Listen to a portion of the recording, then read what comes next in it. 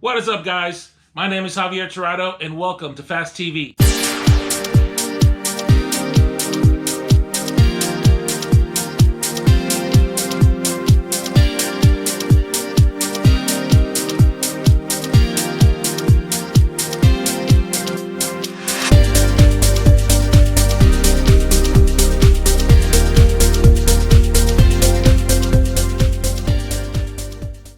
How you doing, guys? Welcome to the very first episode of Fast TV. I am your host, Javier Tirado. If you're joining us for the very first time, make sure you hit that subscribe button on the bottom there, and also turn on notifications. That way you know when we're getting our next video coming out. So, guys, this is a brand new channel for us. Right now, we're sitting at my home office / studio. So this is where I try to do a lot of my editing and everything else that I do. This is something brand new that I'm doing. Trying to learn how the YouTube works. Never done YouTube other than watch, so this is fairly new for me. Alright, guys, today we're going to actually be covering some information. I've gotten a lot of requests online through social media, things like that. There's some info that those that know me and have known of me have asked before in the past about the 71 Skyline that I helped put together for the Fast and Furious movies. The car actually belongs to my buddy Wayne. I met Wayne back in 2000, right in 2000. And it was the funniest thing. We met at a car meet. Somebody had referred him to me to come to my shop at the time to get some work done on his car. And he told me a little bit about his car and things that's going on. I said, yeah, I'll go ahead and meet, we'll go ahead and meet up. And he explained what kind of engine was in it and things like that. And at that point, he told me over the phone, I got a 71 Skyline, da-da-da. When we actually got together and started talking, he tells me, yeah, it's got this engine, it's got this. In my head, I'm like, okay, whatever. He's got a Datsun Z. No big deal. He's just calling it a Skyline. Because to me, there ain't no way somebody's got a 71 Skyline here in the middle of nowhere, Florida. I said, you know what? I'll just come over to your place. I'll go over the car. I'll give you a hand, no problem. We'll get this figured out. So he went and gave me his address. I went over to his place, and as soon as I got there, I said, hey, so Wayne, where's the car? He's like, oh, I got it in the garage. So as soon as he opens that garage door, and I see that door come up, my jaw hit the ground. I could not believe it was actually, oh, crap. It is a 71 Skyline sitting here in front of me. So I immediately turned around to Wayne. I said, hey, I owe you an apology, man. I honestly thought you were full of shit. He's like, what do you mean? He's like, there's just no way I would think that there would be a 71 Skyline here in the States. Now, granted, this is back, early 2000s. The Skyline, 71 Skylines at that, weren't even as known. So immediately I dug into the car. I started going through, see what had to be done. A few weeks into it, went ahead and got the car fixed, got it running, got it where it needed to be at. And me and him started talking. I said, so Wayne, what, you have this awesome car. Well, what's your goals with the car? What are you looking to get out of it? And one of the first things he mentioned, he's like, well, I'd like to have it in Super Street Magazine. I think it'd be pretty dope.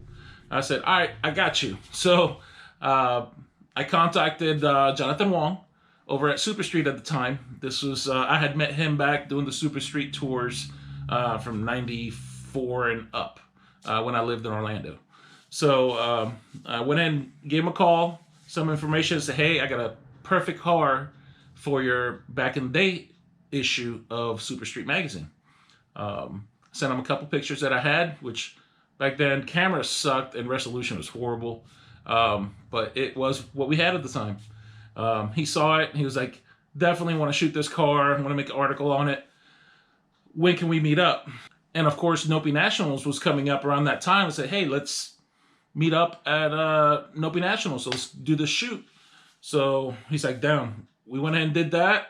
Got the photo shoot done. Everything came out great. It was some nice rolling shots, things like that. You could actually see that car in the January 2003 issue of Super Street Magazine. So if y'all have some old Super Streets, just dig into it. You'll be able to see it. I am going to try to put some pictures up on the screen from that article. I'm pretty sure I still have that magazine laying around here. I got tons and tons of Super Streets. So now that we get that photo shoot done in Super Street, we hit his goal that he wanted.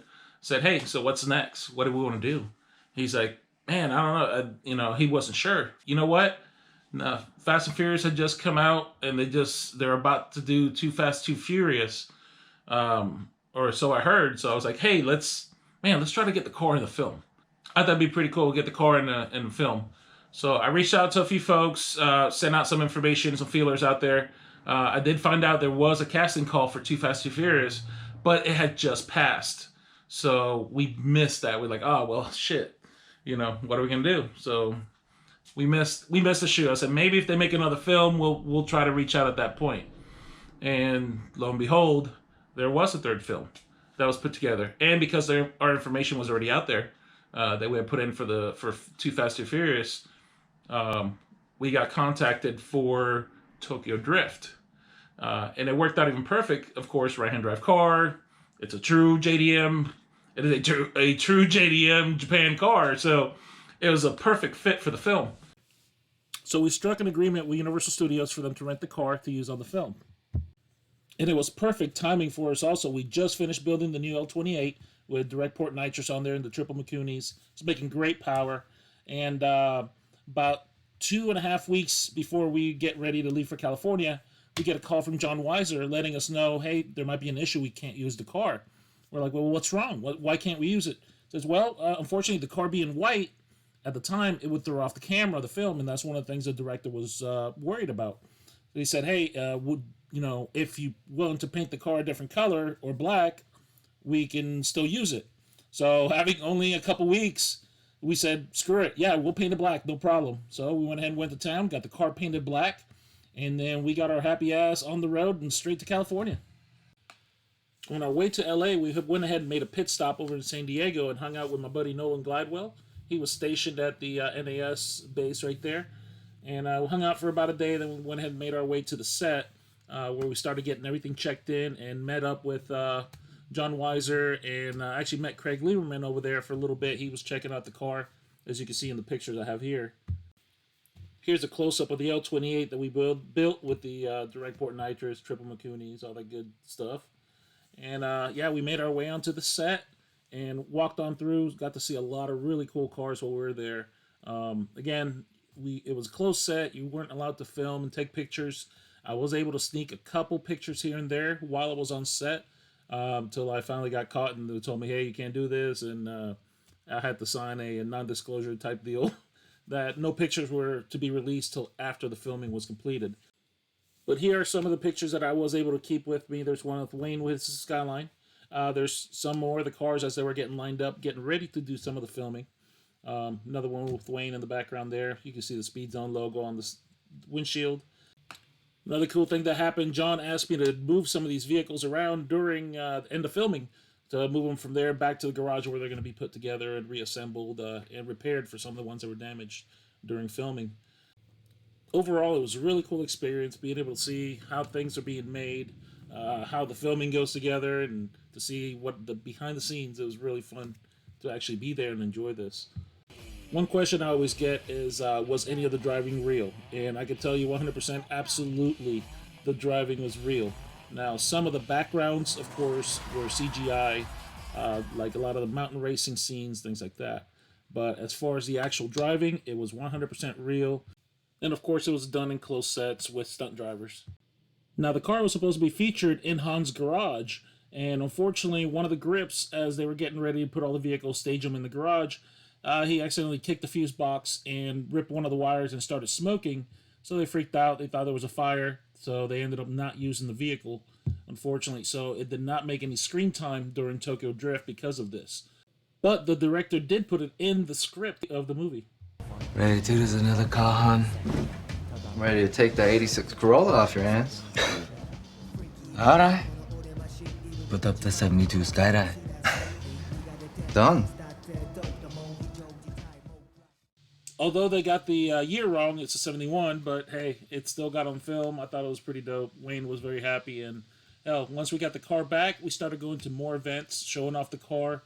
We ended up going to another Nopi Nationals that was coming up. It was an indoor event, one of the first ones they'd done in a long time. So once we started doing this and going to different places, we started brainstorming about, hey, what can we do next? Of course, the L28, although it was a great engine, with that nitrous, it just created so much torque. We felt we should try to go with something a little retro, but still make a lot of power and not as much torque. So we opted for the FJ20 out of a DR30 Skyline. Once we decided what type of engine management we're going to use on this new engine, we sourced out FJ20. We had a custom manifold from Ben Diggles over in New Zealand sent to us. And at that point, we just went to town, started working on the car. We had Robert Watson, aka Mugen Rob, come in with some fabrication work for us. He was able to make the 3-inch downpipe plus the clearance on the body for it to go past the turbo manifold so we would hit the firewall. He also custom made an old pan with a baffle for us. We ended up having to flip that pan around just to be able to make that engine work with the cross member. And some custom solid mounts to still keep rigid on the frame, but without damaging any of the original unibody of the car, which was not easy to do. Once we completed the mock-up process and started plumbing everything together, went ahead and got ready to drop that engine in there and have it running. We wired the whole car, brand new fuse box system, headlight to tail light, all new wiring. Now all we have left to do is to tune the car and see how much power we can get out of this new setup. We estimated somewhere around 350 or so, but before we even had a chance to go ahead and start the tuning on it, we get another phone call, and it was John Weiser hitting us up, said, hey, we want to use the car for another film. We're going to be making a Fast 5, and we want it to be a feature car in this movie. So we looked at each other, we're like, hell yeah, let's get this done. We were excited. The only thing it was, again, a little bit short notice. We needed to get the car prepped and ready to go, and we hadn't even tuned it yet.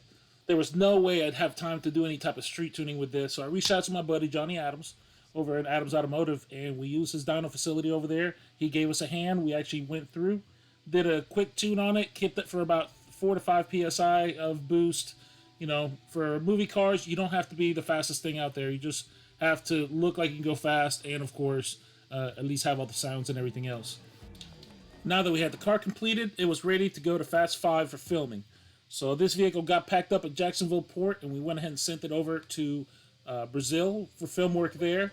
It also went to Puerto Rico for some film work, and eventually it made its way back here to the States, Jacksonville, for green screen work. But this was a Hero 1 car during the Fast 5 film. In fact, in the very beginning of the movie, it is the first car that you see, and Paul Walker's driving that with Mia as they're coming up to the Brazilian ghetto, I guess is what you would consider it. Now the car was outfitted with a lot of instruments inside the dash, and of course the nitrous system was being introduced into it as well. But unfortunately they wanted the car to look more original during the filming, so all those items were removed after we shipped the car out. We actually didn't have any idea that was happening till we got the car back from Universal. And we get the car and everything's missing, and then a week later, a pallet shows up with all our stuff on it. So it's one of those things they didn't tell you. Once you rent it out, they can do whatever they want to it, but they'll always compensate you to put everything back together how it originally was. I know Wayne was a nervous wreck the whole time, not knowing 100% the status of the car, what's going on, things like that. It was gone for pretty much about 6 months total before we got the car back. So, that's your baby, pride and joy. You don't know. I felt the same way, although I don't own the car. It's still my pride and joy of having my hands up in this car and putting everything together for it and making it what it is. So you can imagine what it felt like when John Weiser gives us a call and we're like, oh shit, something happened to the car. No, it was actually Paul Walker on the other end of the line, and had a conversation with Wayne, and loved the car, loved how it was put together, and he actually offered to buy the car, which of course we was told, no, sorry, it's not for sale. And although I'm sure he didn't like hearing that no for an answer, he did say, if it ever is for sale, please let me be the first one to buy this car. I will snatch it up in a heartbeat.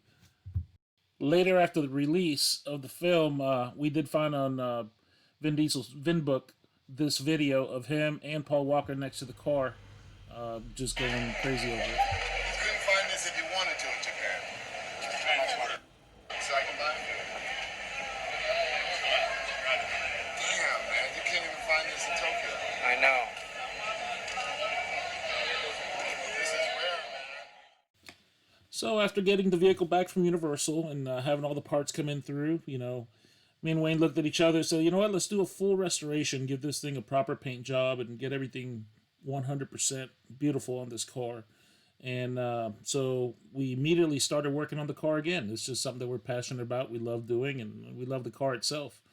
So, of course, time, effort, money, it's not, takes a lot of it.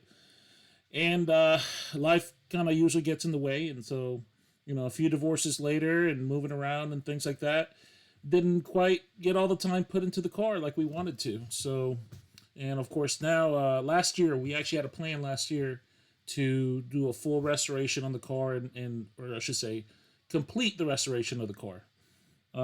Now, of course, COVID just kind of screwed all that up last year. But we're not waiting around anymore. We're going to go ahead and get it done. And we're going to push, and we're going to bring this car right back to its original glory. We're getting the car delivered hopefully end of January or beginning of February over to Fast Automotive. And this is where it's going to be its new home from now on while I'm there and be able to do all this work to the car.